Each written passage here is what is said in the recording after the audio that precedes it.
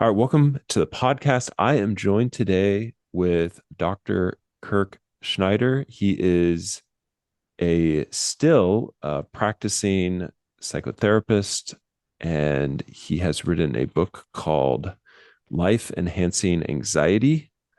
Um, Interestingly, I get a lot of books that are sent to me, but the first person that reviewed your book is someone I've had on the podcast, Nancy McWilliams, Yeah. who I think highly of. And she wrote, "This provocative, brilliant, and paradoxically comforting book belongs in the library of anyone who cares about the fate of humanity." Um, and so I think it's a very timely topic. I've been thinking about anxiety this year. We've done some episodes on anxiety, and I think that your existential approach, someone who's been in therapy yourself extensively, it sounds like in the book, and been through hardships, which you're very open about. I think we'll talk somewhat about those if you're open to it. Um, Yes, I am. and so I was thinking it's a really a timely topic in a day and age in which we don't really want to do the deeper work and look at what is going on a kind of like a an existential level, right? So I think Yeah. you would call yourself more of an existentially oriented psychoanalytic psychotherapist. Is that correct? That's a good way to put it, David. Yeah. Or I call myself existential integrative. So I try Okay. to meet the person where they're at from, a variety of bona fide approaches, but within an overall existential or experiential context, meaning that I try to make available a deeper level of contact if the person is ready and willing to go to that deeper level. Yeah. Um, It seems like we live in a world where people easily find distractions, easily find ways of pushing down emotions. yeah, There's so much white noise, so much things vying for our attention. And your book resonates with me on the level of how do we look at and tolerate not only our own emotions, but other people's, and especially people who have very different, maybe, experiences than we do. yeah. I think we're experiencing skyrocketing rates of anxiety and depression precisely because we have failed in many ways as a society to address the deeper, or what I would call life enhancing anxiety prior to these extremes that we're now experiencing that would have preempted or perhaps even prevented the extremes that we're suffering with now because they get to you know more substantial issues as far as well-being than than what we're living with now in a sort of quick fix instant result world where we skip over those deeper anxieties, namely the capacity to live with and make the best of the depth and mystery of existence. I know that's a mouthful, but basically, I'm talking about a whole cultural shift, actually, where we address that kind of anxiety, life enhancing anxiety, right from birth, right from the point where we encounter otherness and difference and how we handle that. So, another way to put life enhancing anxiety is uh, helping us to live with and make the best of the contrasts and contradictions of living, which start right from the beginning when we're thrown into existence. Yeah. You talk about Odo Rank, this idea of birth anxiety. Exactly. And tell me a little bit about what that means to you, or what that's taught you about this experience of anxiety. Well, I really think Otto Rank put put the put his finger on the pulse in regard to anxiety with his landmark book, The Trauma of Birth, which actually uh, parted significantly from his teacher, Freud. He was secretary for Freud for 20 years, but Hmm. that book was a significant challenge in the psychoanalytic community at the time, and has been so ever since. But basically, I think Bronk was trying to recast psychoanalysis in existential terms by going back to the pre-Oedipal crucible of birth. Hmm. He was saying, Bronk was saying that he thought that basically the source of virtually all our subsequent anxieties and traumas began at birth, with that radical shift between relative non-being and unity to sudden abrupt being and pandemonium Hmm. when the child, of course, gets ejected from the womb and has to deal with different people and a radically different setting, colors, lights, I mean, all kinds of things that bombard us at that moment. And the whole question is, how does the child deal with that psychology of difference, Hmm. as Ron puts it? And that can set the whole path of the person's development toward either being able to live with that difference, to make something of that difference in terms of uh, being able to inquire into it, uh, to venture into it by uh, being more open to people or ideas or places, or it could set us on a path of, uh, great terror, fear, if that's what we're met with by the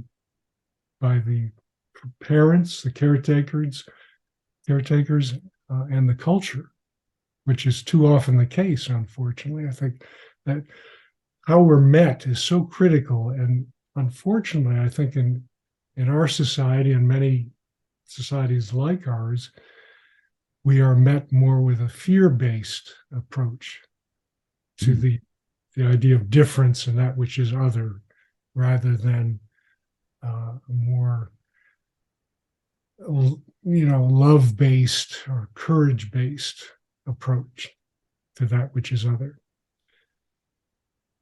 And of course, trauma can,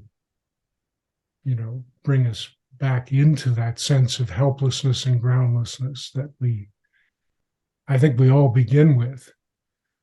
Uh, but it can be even worse if we don't feel held Hmm. and kept in a supportive way right from the start.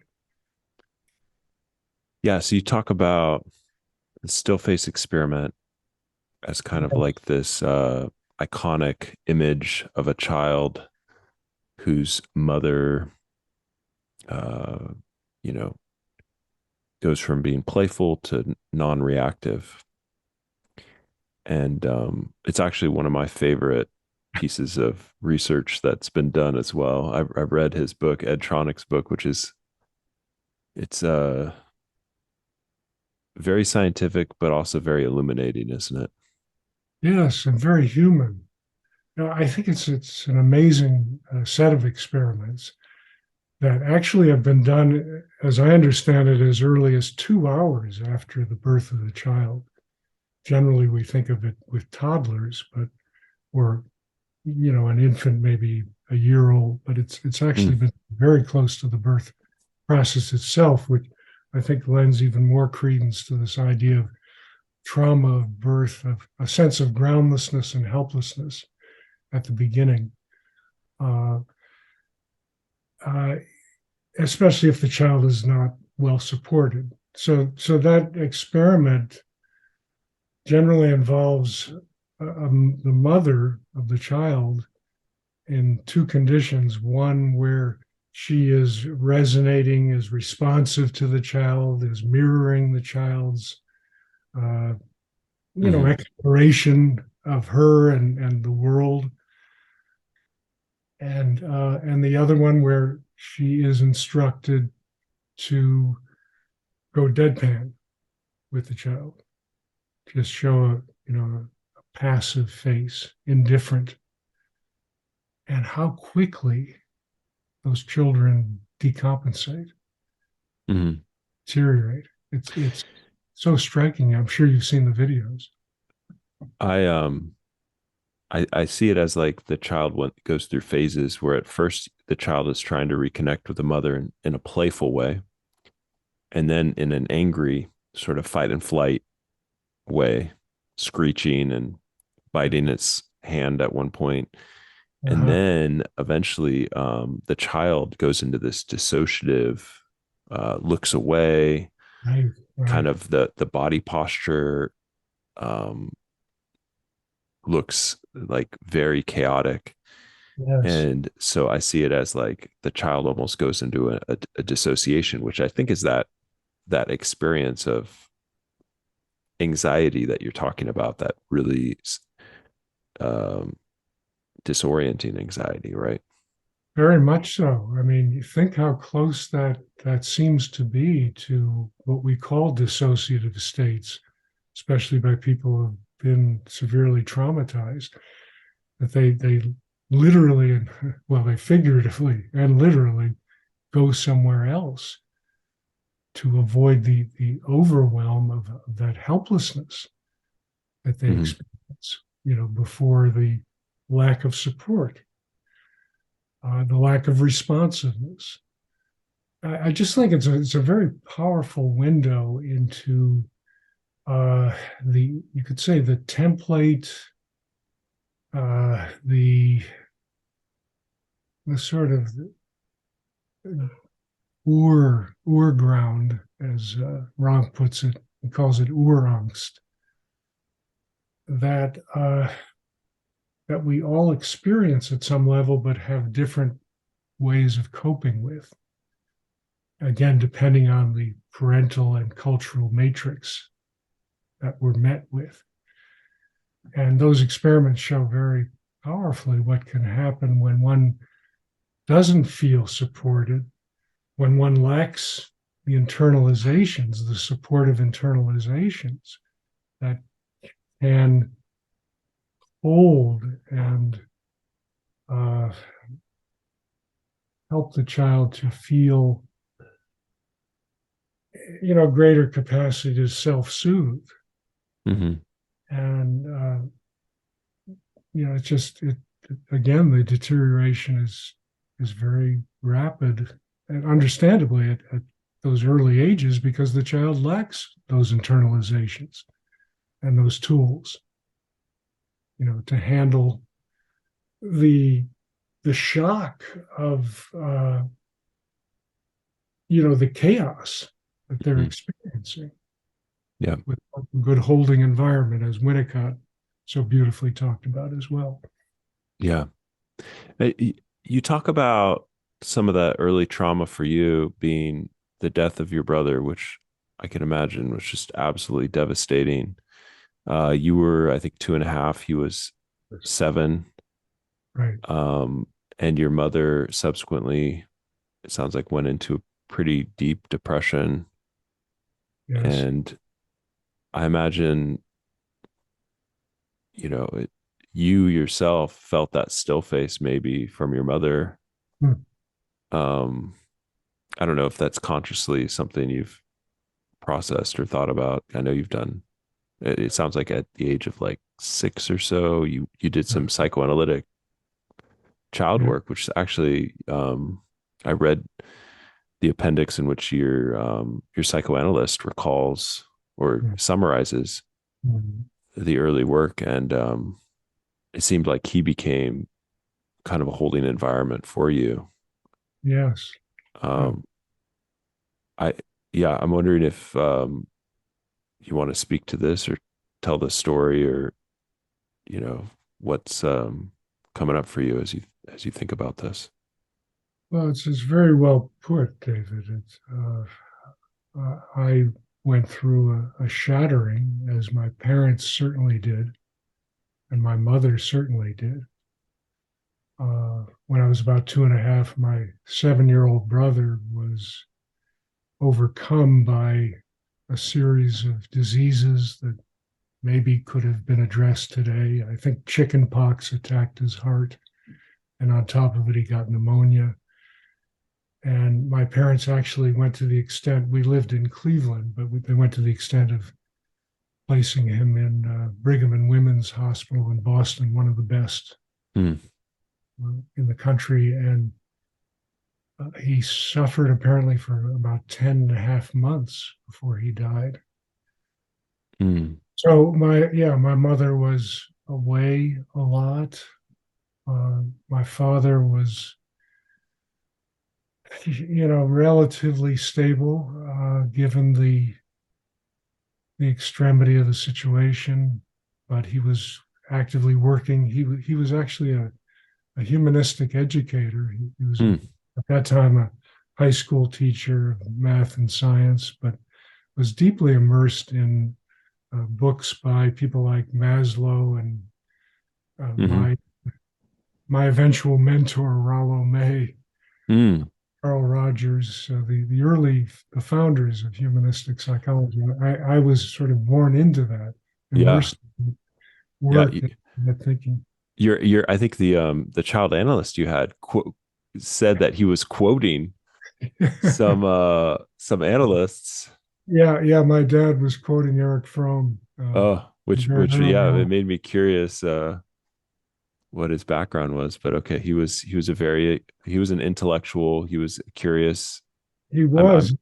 he was a curious person. I'm sure we have a lot of those. We have some of those listeners who don't they're not psychologists or psychiatrists, but they're the serious curious. They're wanting to dig deeper, right? They're wanting to go past pop psychology. you know. Definitely. Well, he eventually became a professor of education, and he did his dissertation on creativity in kids. Oh, And you have an idea of what he brought to the table. I mean, it was an wonderful. extremely important relationship with Yeah. him and with my mother.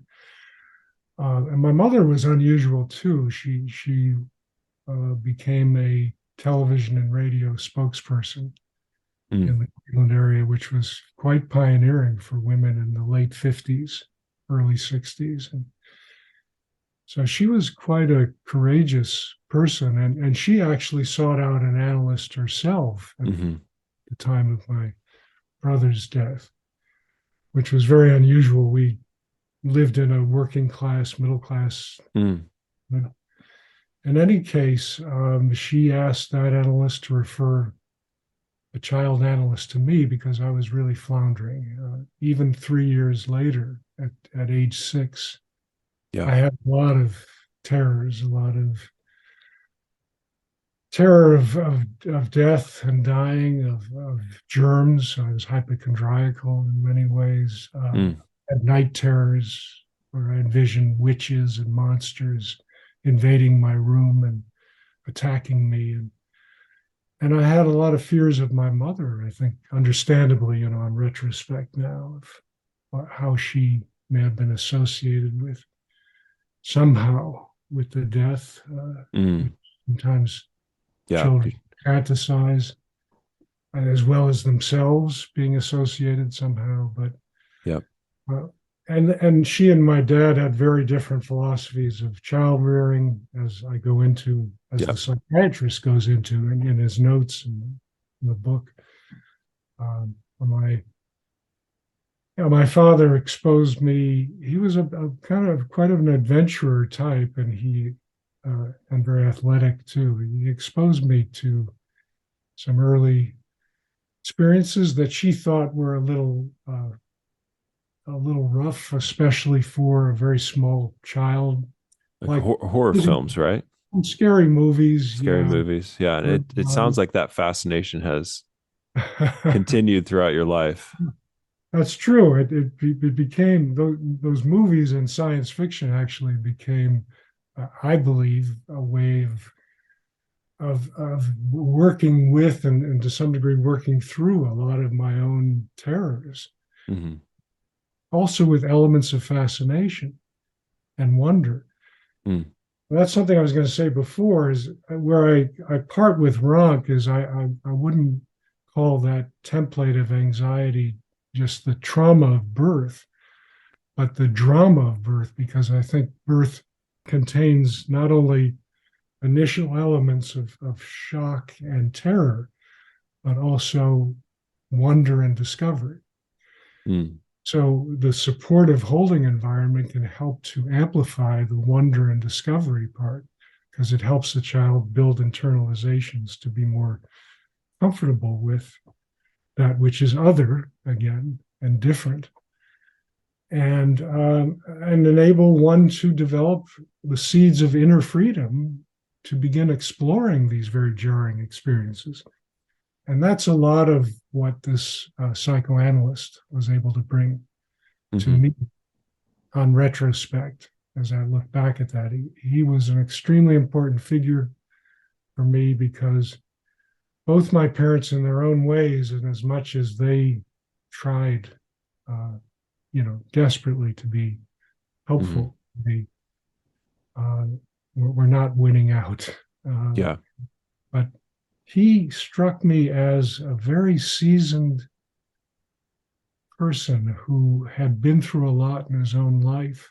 Mm. I guess I had that feeling even as a little kid, Mm. but who clearly wasn't like avoiding that, but who clearly was able to become more than his own difficulties and struggles that felt evident to me in my encounter with him. So he was a great model in that way of somebody who uh, could deal with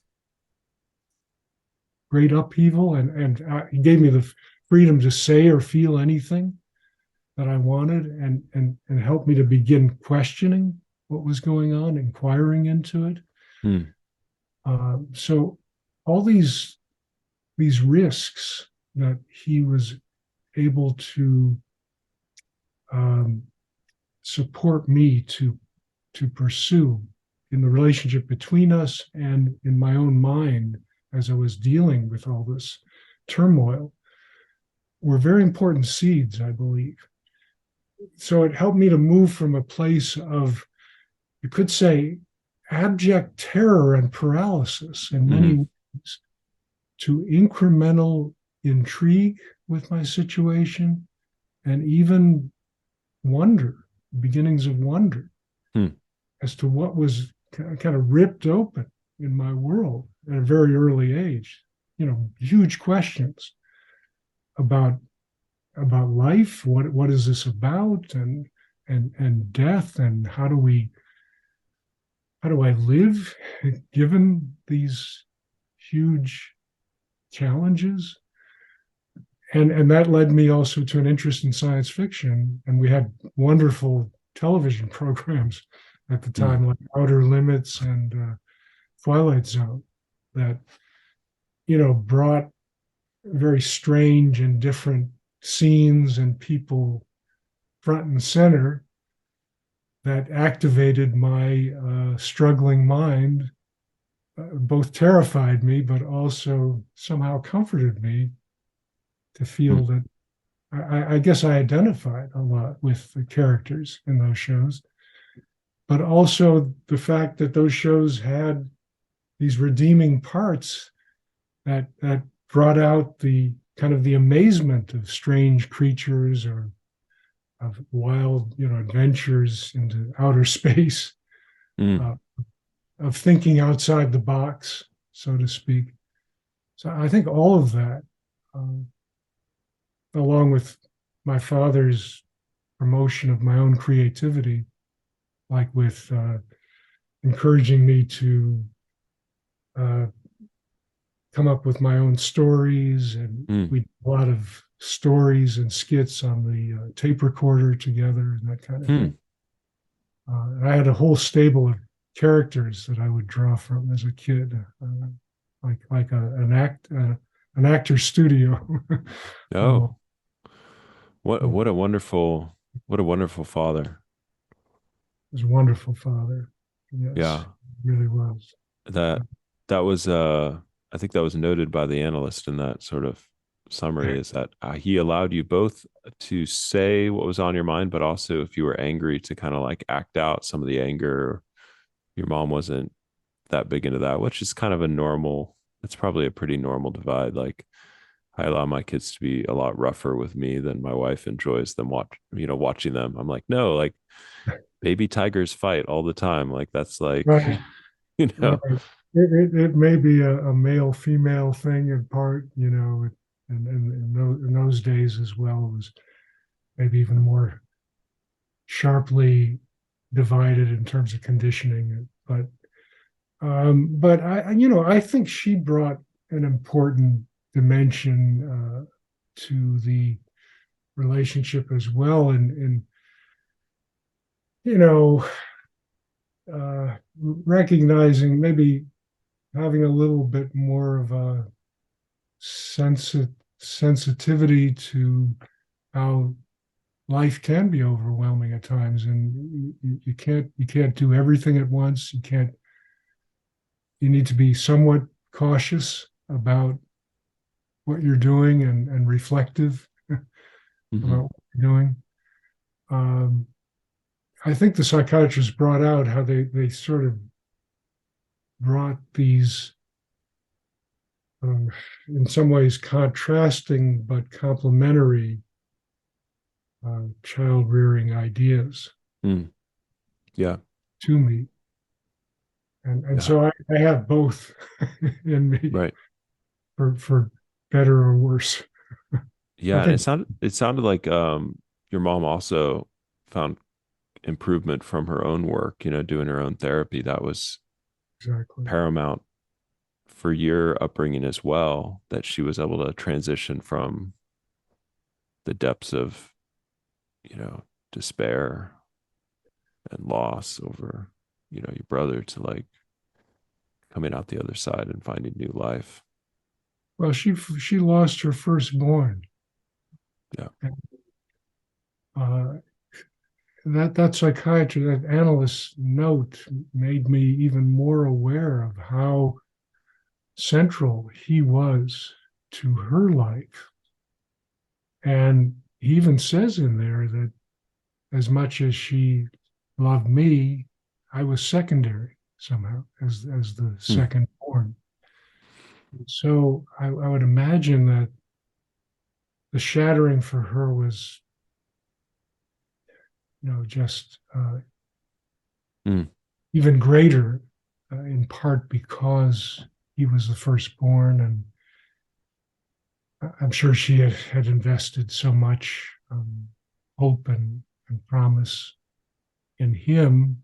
I mean, 7 years is a long time to be with a child. Oh, absolutely. I have a 7-year old. It would be the worst thing that could possibly happen. Yeah, I Yeah. know. I have a son also who's now 28, and so I tried to keep my own, early fears at bay, but Hmm. certainly had a lot of concerns about him growing up. But also, I related to my dad and taking him on a lot of adventures and realizing how important that was. That he learned how to, dive into the ocean, which we have here. It's 52 degrees and Hmm. Yeah. boogie boarding and Yeah. body surfing together and going skiing up in Tahoe together and in blizzards and all kinds of crazy Yeah. weather, Kind and of crazy hills and cross base. country. Yeah. That's interesting. Yeah. I I sometimes post this on like Instagram, like getting my kids to go in my cold plunge with me. I built like, because we live in Florida, so it's not Ah, cold, okay. but for some reason, like I just like yearned for the cold, you know. So I built this cold plunge so the kids will come in with me, which takes a lot of bravery actually, because it's I 45 know. degrees, or 40 degrees, you know, and and then we'll have friends over and try to get their kids to do it too, and it's fun. I think Um, it's really important. talk about primal anxiety, right? It's getting in Yeah. cold Yes, water and facing that together with your dad, where your dad is calm and your dad is like, okay, you're not going to die. that's right. Um, That's right. that and Well, that sort of calmness being overcoming that anxiety, right?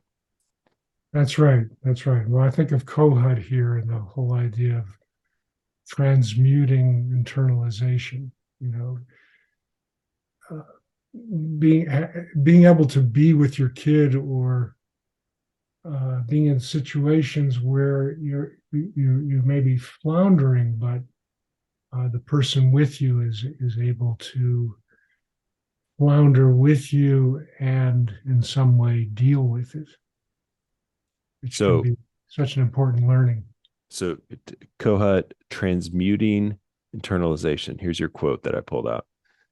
Yeah, Is the point at which patients begin to experience the therapeutic sea as supportive, resilient medium, one in which therapeutic ruptures, stormy seas, right. of conflicts between the analyst and the patient can still be worked out and transformed despite the most profound anxieties. Right. When I read that, I was thinking about clients who it's like they imagine if they tell me this one thing, that will be the end. You know, that will be the end of Yeah. our relationship. And I meet them with appreciation and curiosity and awe.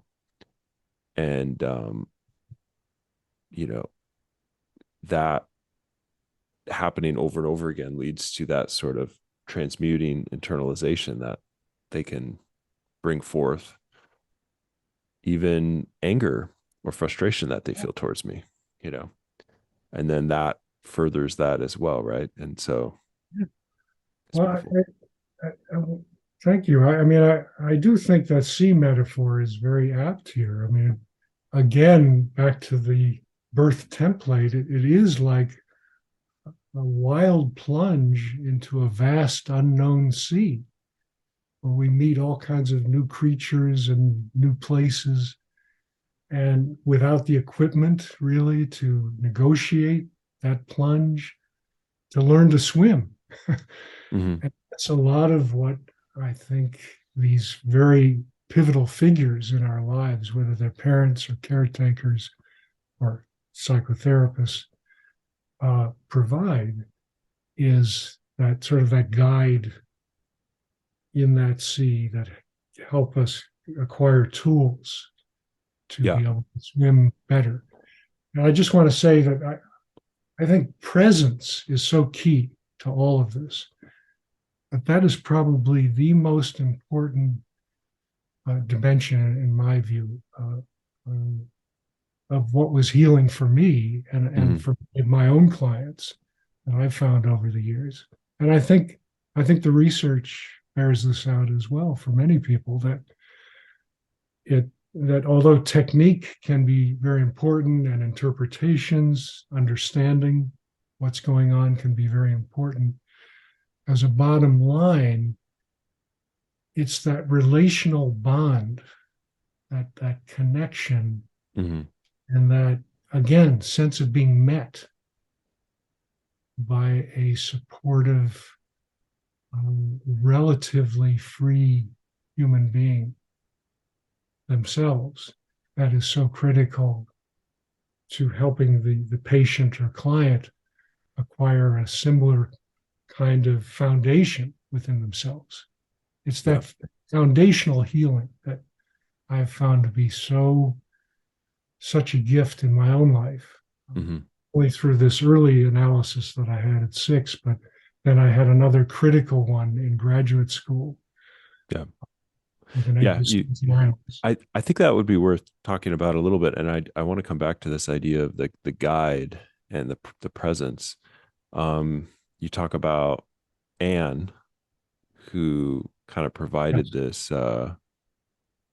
this adult holding space. This, she was your adult, therapist when you were an adult now.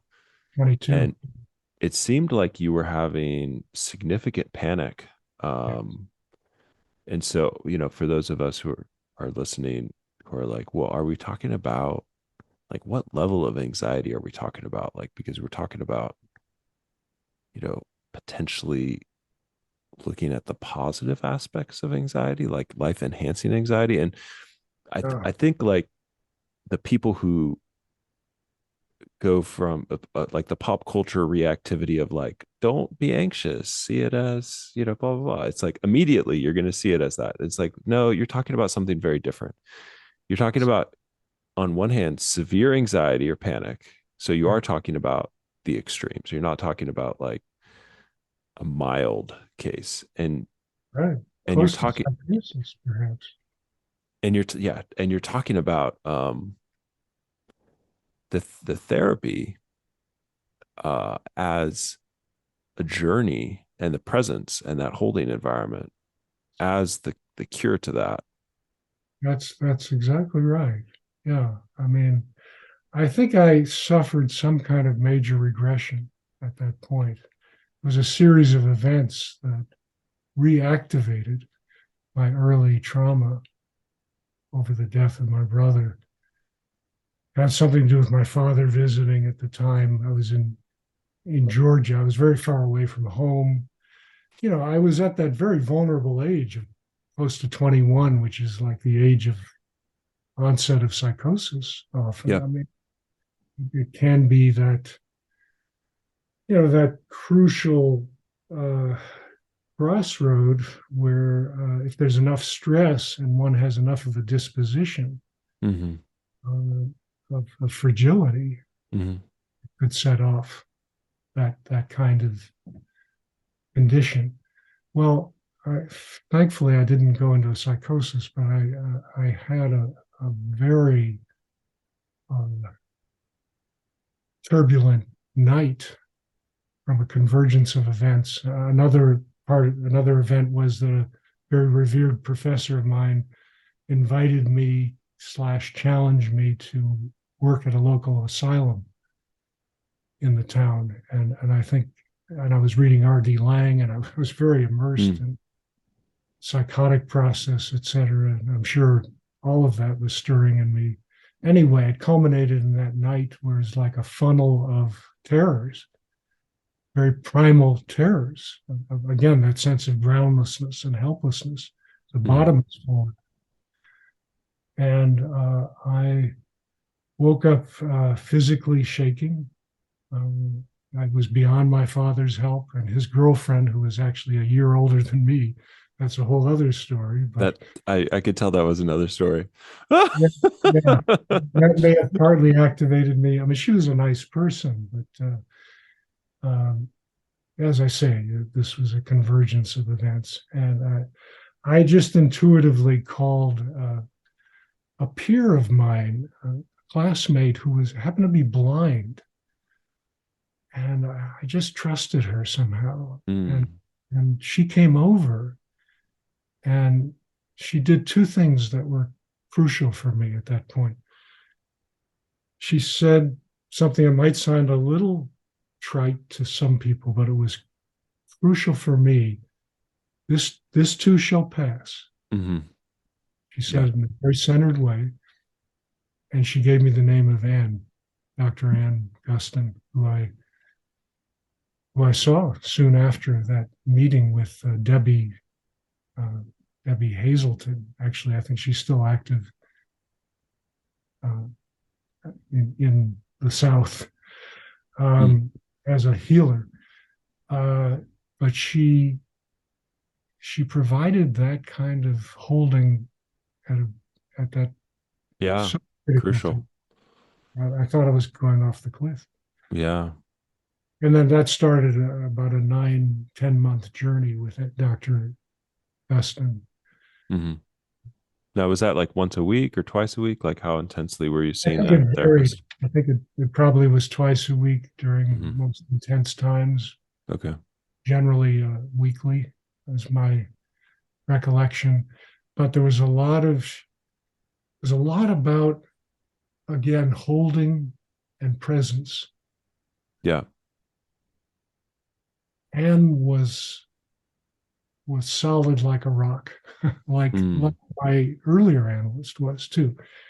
And maybe even more than him, I had the sense that she had been through a lot of storms in her life. She shared some of that with me, and again, in a supportive way and not in an overwhelming way at all. Yeah. But she also had humor. She was lively. She was probably a quote corrective mother experience for me to some degree at some primal level, because Mm. there was some unfinished business around ambivalence about my mother. Yeah, again, that brought a lot of anxiety at that time. Um, but she was somebody who really valued presence. And she not only would encourage me to say, think, feel anything Hmm. in her office with her, but to the degree I could outside of the sessions. So, when I was beginning to feel the panic come on or Mm. anxiety come on in my classrooms or wherever, to try to stay with it and Mm. allow it, feel it, um, allow it to sort of play out to the degree I could so that I could see what unfolded rather than Mm. reacting right away to it, Yeah. which I was doing before. I was fighting it. I Hmm. was, clamming up, or I was becoming kind of paralyzed in a way by certain, fears. Hmm. Uh, so that was the greatest gift of the work, was her helping me to cultivate enduring skills to hold and work with the most difficult, strange experiences that were coming up. And I was Mm. having some perceptual issues too, like I would notice every word that my professors were saying instead of the whole gestalt, Mm. You weren't filtering. wasn't filtering right. You weren't filtering. Yeah. It's your brain was in a stress state. Oh yeah, Yeah. You mentioned how she would track the most minute nuances and shifts that would come in the course of your meeting. I'm someone who studied microexpression.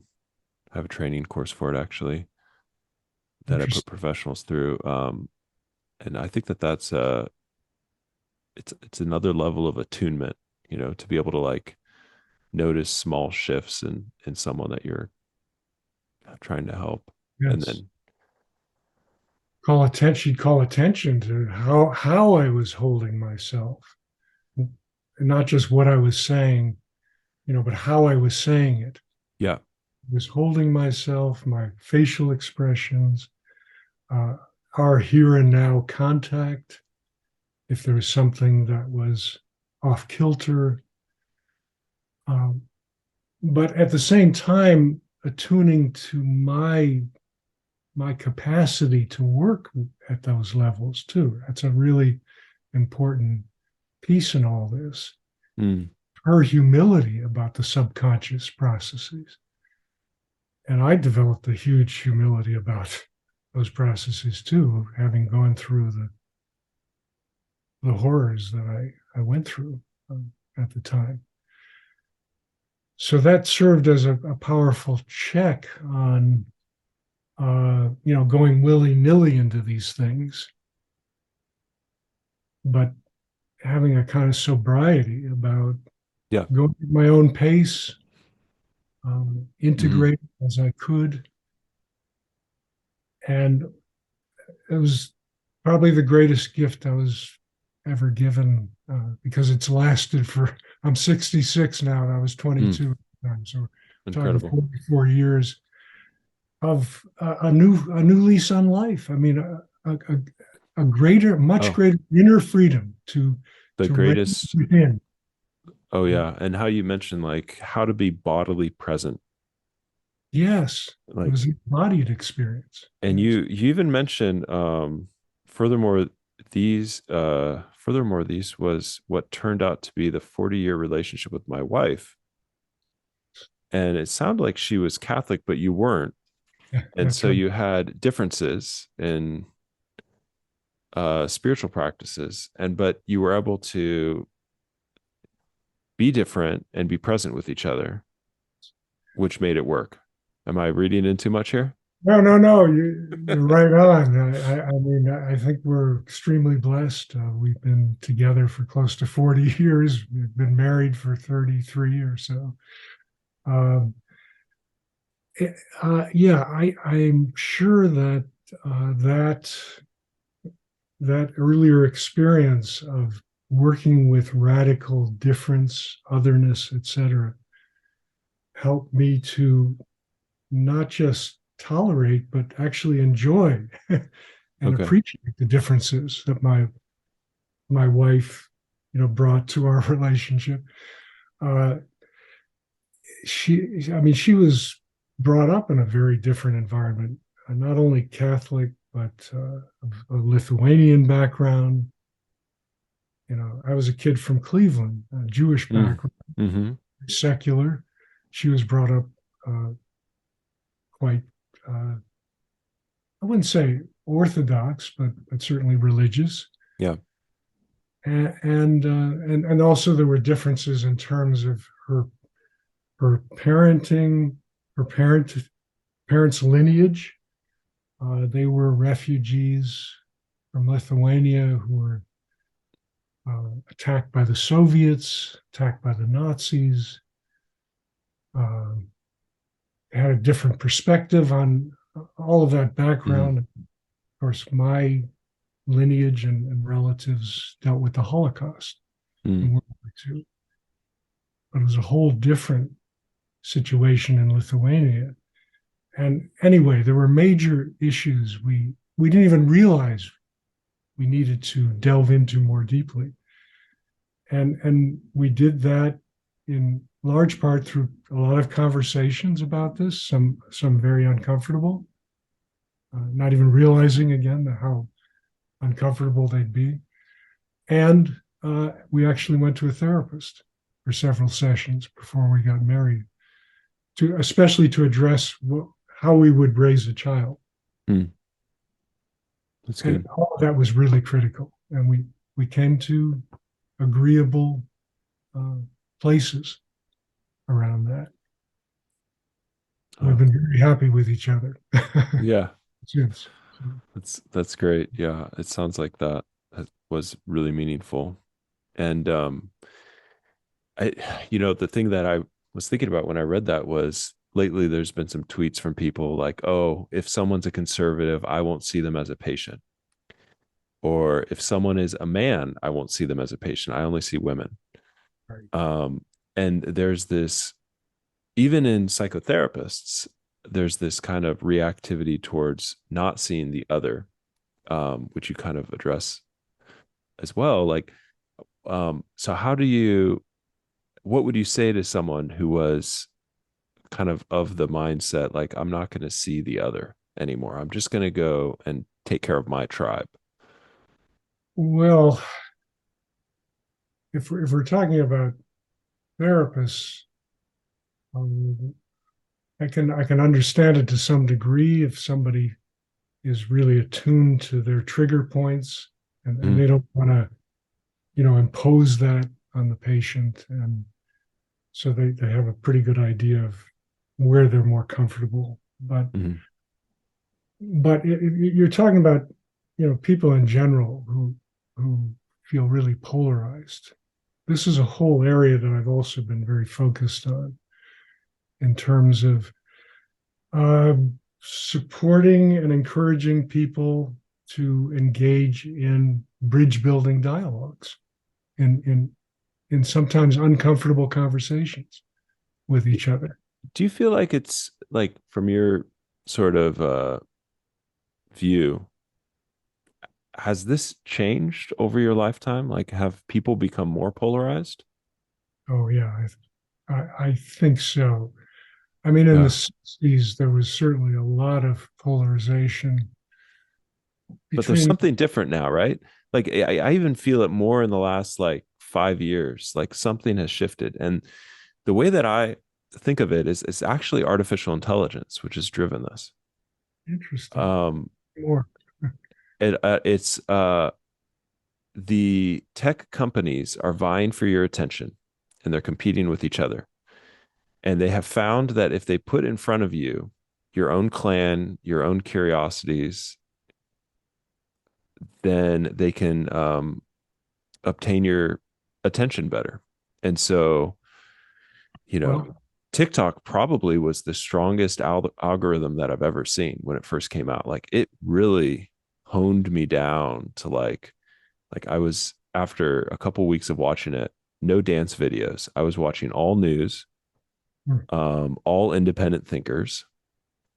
And then slowly I noticed it change on YouTube, and Instagram has kind of had to follow suit as well, to the yeah. point that if I look at someone's For You page on Instagram, I can tell you a lot about that person.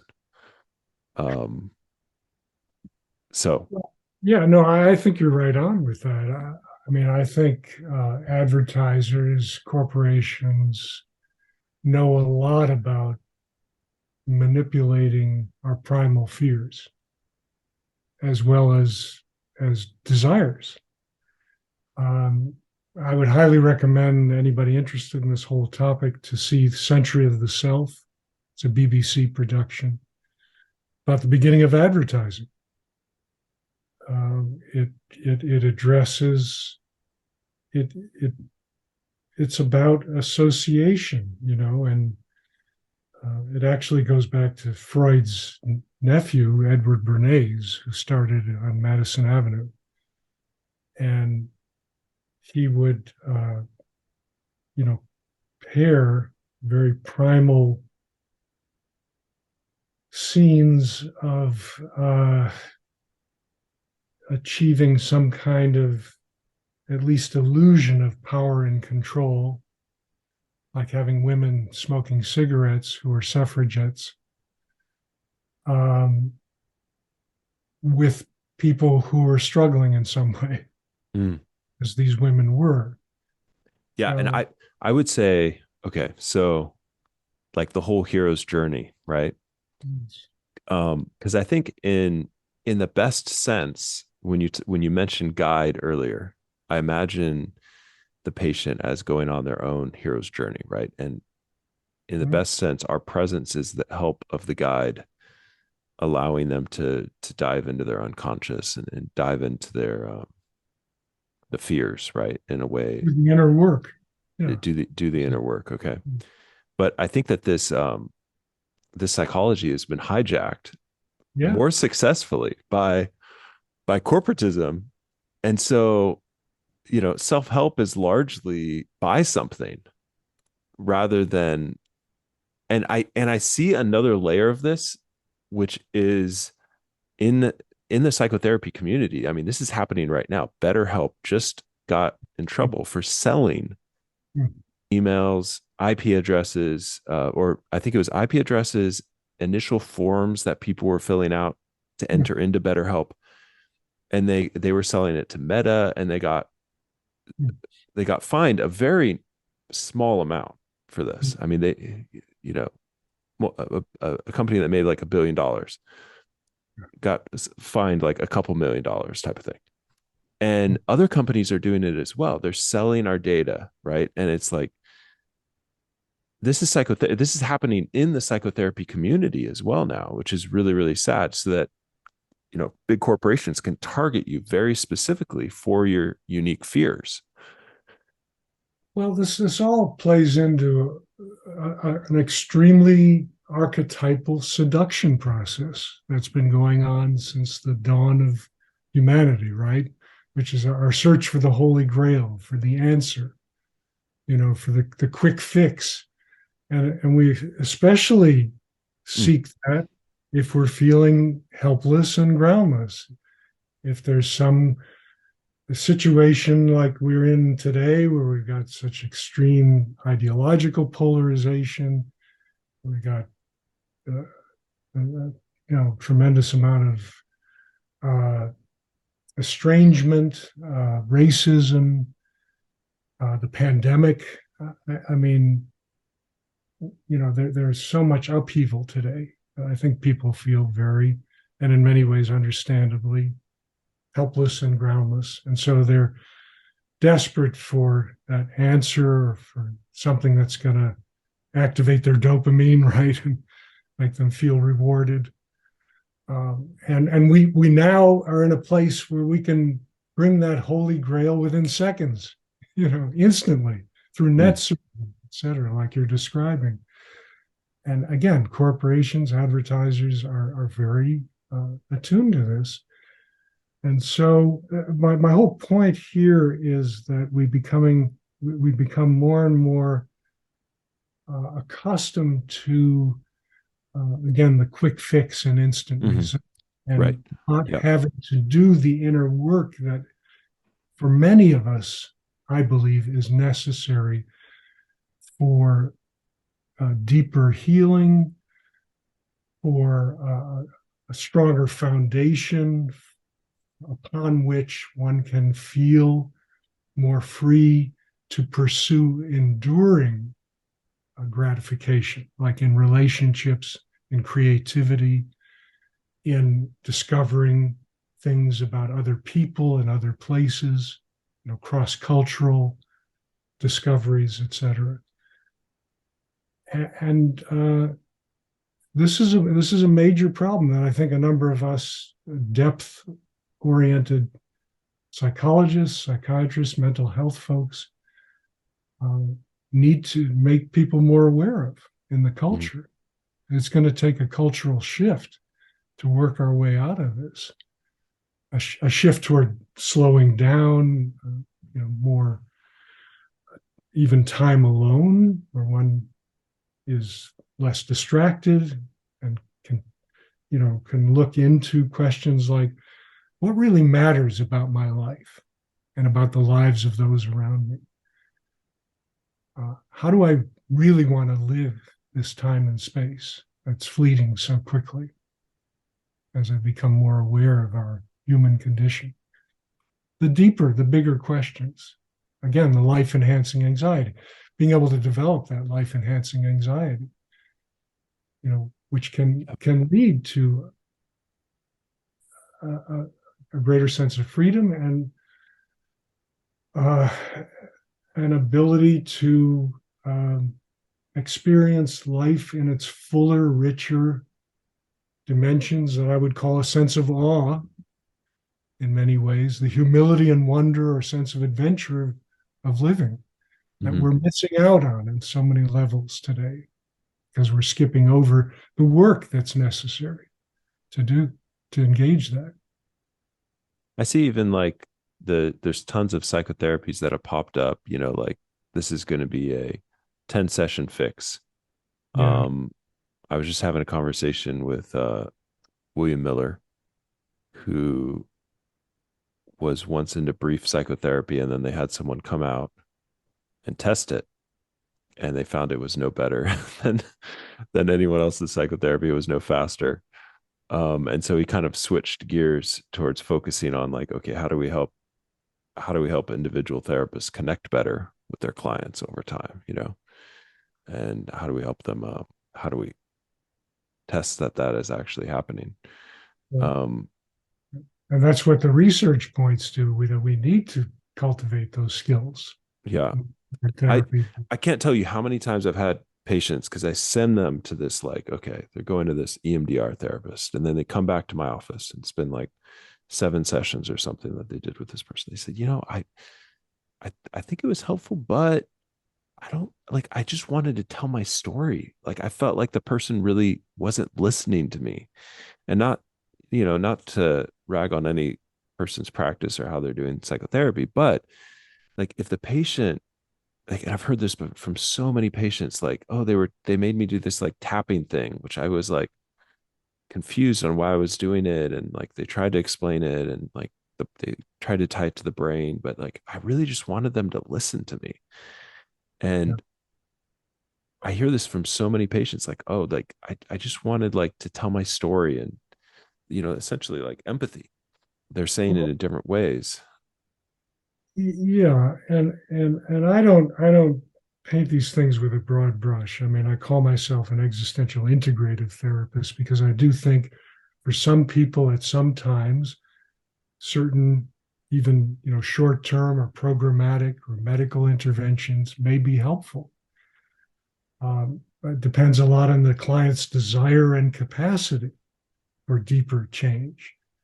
However, that said, I agree with you. I think it's a tragedy how many people are being shortchanged in our country by more technical, uh, shorter term, symptom focused kind of therapy. Whereas if they were presented with an availability to a deeper, more searching, exploratory kind of therapy, uh, their lives may be significantly improved for a longer term, um, and they may be able to get at the deeper issues they're struggling with. Beyond, let's say, lack of sleep or eating problems, or negative self statements, etc. But the whole question of how are they living, you know, Mm-hmm. how do they really want to live, and how are they willing to live? These are the two pivotal questions of a more existential, in-depth therapy: is how are you presently living, and a whole-bodied Right. inquiry into that, and then following that, how are you willing to live? Okay, so as you say that, I'm thinking to myself, like those are the things that these marketing companies have realized, right? And they're trying to add meaning into these material things. And so it's like people are desire, I think people at a root level desire these things. They desire that deeper meaning or deeper purpose. Yeah. But it's like most of the answers that are portrayed to them are like, therefore buy this thing, you know? Right, right. Well, people naturally desire meaning, etc., but they don't want to do the work that it often takes to get that deeper meaning. And I think the advertisers recognize that. And if they can give them the illusion of some kind of meaning through, I don't know, images or emojis or, something that just makes a person feel, even at the surface level, that, uh, they're happy, that's enough. Mm-hmm. Um, Yeah. but yeah, it's a big challenge trying to convey to people that generally, to be deeply fulfilled in life and to pursue really rewarding relationships or projects, you got to work for them. I mean, I Mm-hmm. don't want to sound like the old Calvinist, you pull yourself up by your bootstraps, but I do think there's something to having to get down and dirty sometimes. And like you were saying before, uh, let your kid take a plunge into the cold water, and Mm-hmm. and and then support him, work with him. So one thing I think about, uh, and it's kind of a, I don't know, someone's probably written about this, but when it came to me, it felt like it was my own thing when it came to me, type of thing. Um, but Right. I'm sitting with these clients day in and day out, and I'm like, what they're really going through is vulnerability, fear, deconditioning. Mm. It's like as they are exposing parts of themselves in therapy, their transference, Right. any thoughts that are fearful, they're fearful of rejection, they're fearful of abandonment. It's it's the same thing of like if I wanted someone to overcome the fear of getting on an elevator, it would be progressive, it would be stepwise, and then they would do it and they would do it again and again and again. Mm. And it's kind of a behavioral, like, why does the type of depth work that you're talking about work? It's like it's fear deconditioning over time of vulnerability Well, that through yeah, connection. that's one way to. I'm sorry, but that's one way to put it. Is exposure therapy, right? It can be seen at a very cognitive, behavioral, overt, measurable level. But and I think there's something to that deconditioning. But I am talking about something that doesn't just have to do with surface changes, because an intervention is introduced from the outside that will then sort of help the person to make a behavioral change or recondition their behavior or even their thinking. But I'm talking about a whole body experience, a whole body shift where the agency um, comes from the individual's discovery process of how they truly want to live, Mm, how they're truly willing to live. right. And that's going to be the most solid, in my view, and the most enduring, because Yeah. it's coming from that person's own searching and exploring and blood, sweat, and tears and realization that, yeah, this is how I got to live my life. It's not because a technique necessarily helped them shift or some chemical move them in a position that's Yeah. different than what they were. Does that make Yeah. sense? Yeah. No, I appreciate that clarification. I think it is a lot deeper, and I think it ties into the like the larger this larger story, kind of like that Viktor Frankl, like I emailed Yeah, you, that like was a beautiful example. You kind of shared with me. I really like that. reminds me of his work of like, yeah, there when you find something so meaningful, like Yeah, that's what you cling to, right? It's like what is going to carry you through a concentration camp type of thing. Because I mean, not that we're going to go through a concentration camp, or hopefully we don't in our lifetime, but we will go through cancer, we will go through deaths, we will go through awful things. well, people like Frankl and Stephen Hawking and Maya Angelou, I believe they set the bar for finding uh, the more of who one is beyond one's very narrow, burdensome identification or just situation. I mean, Franklin in the death camp, tapping into his inner freedom to connect with the smile of his wife in the midst of Mm.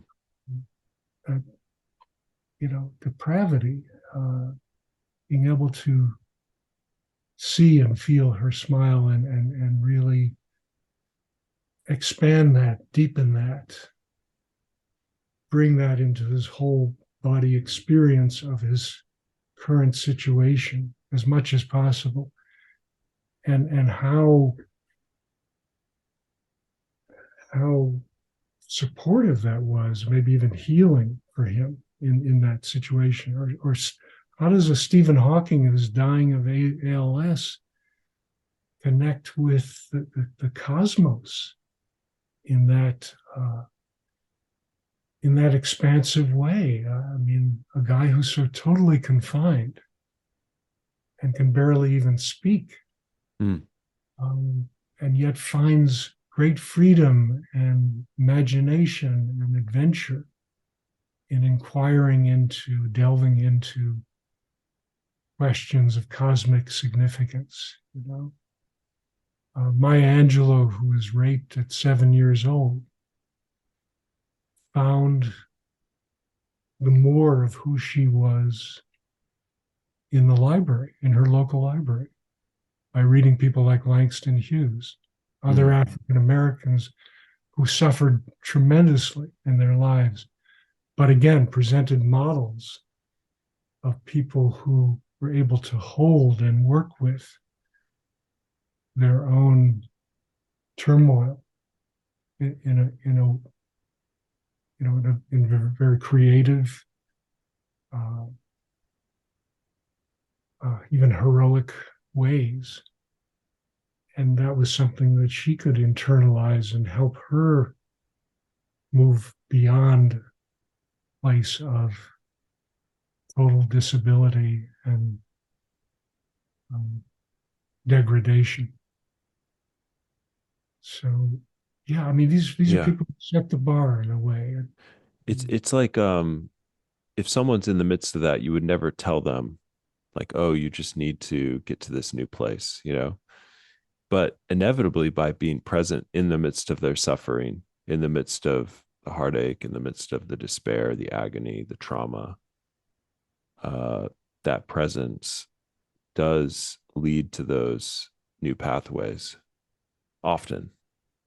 Yeah, yeah, and I think most of the people who find that ability to become more present, to tap into the more of who they are beyond their victimization, let's say, um, do so through what Alice Miller calls a helpful witness, Mm-hmm. whether it's a parent or a caretaker or a therapist.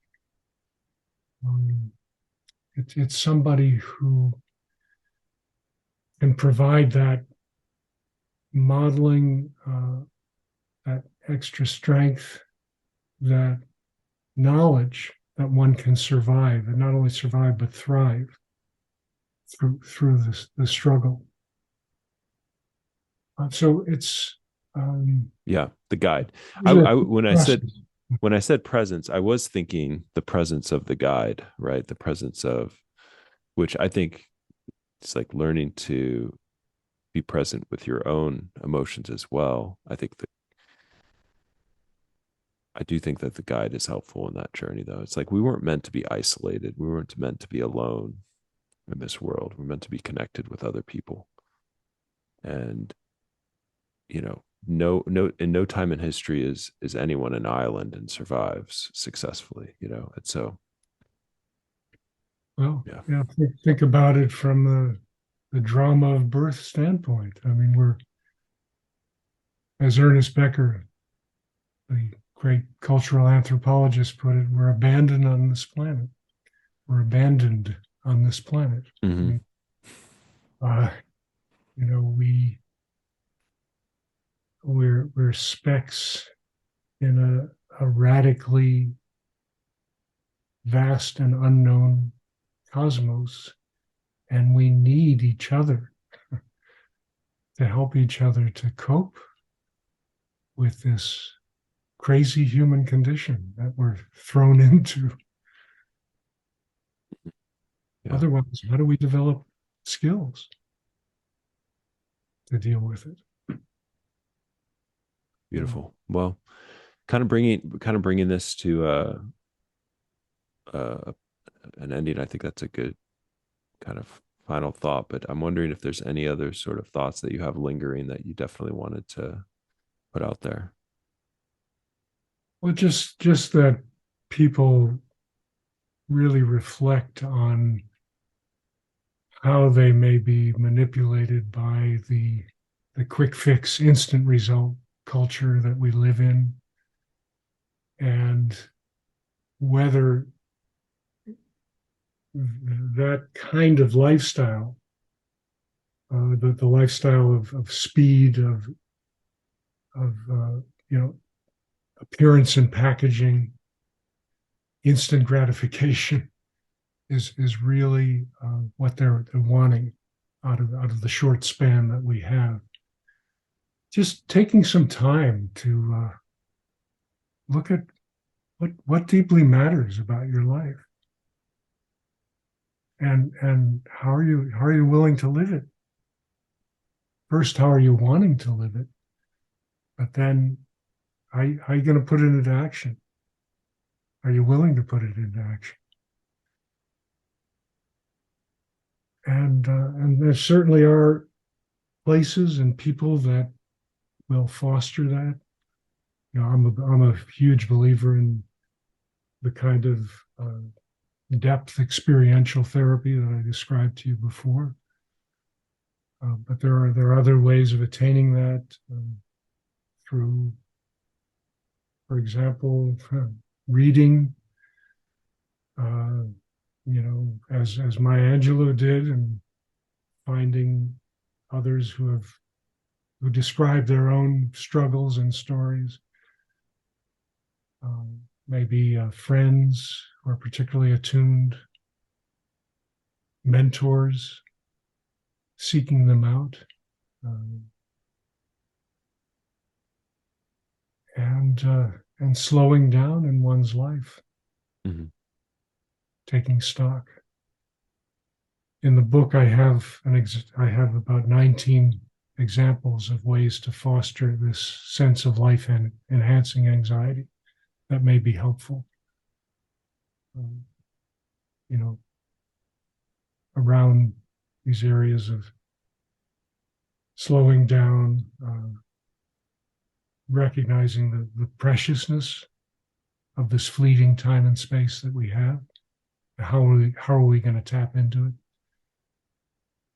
Attempting to be more open to wonder and surprise rather than just going to each situation as if we're going through motions or routines, the same old person, the same old meeting, etc., with expectations that just take over the situation, but trying to be open to what can happen and what is evolving, and what are you bringing to what's evolving too. Being more open to our relationship to something much greater than ourselves. Mm-hmm. Again, that vast cosmos that we're all floating in to some degree can be harrowing and terrifying, but it can also be liberating and expanding, and can lift us out of these narrow places, narrow identifications, help us feel like we're participating in something much greater than ourselves. That's what spirituality and essentially religion, I think, is about. That recognition that one is small and fragile, yes, but one also is capable of great transcendence and self-creation. And can bring those qualities to one's own life and to the betterment of our world as well. I think I'll stop there. Excellent. Thank you so much for coming on. And I know people who have gotten this far have appreciated this conversation. That's quite a journey, yeah. And no, I think it's been good. It's been good to have you on, and I I appreciate you taking the time. So Thank you. Thank you. Thank we'll you, leave it Jay. there for today.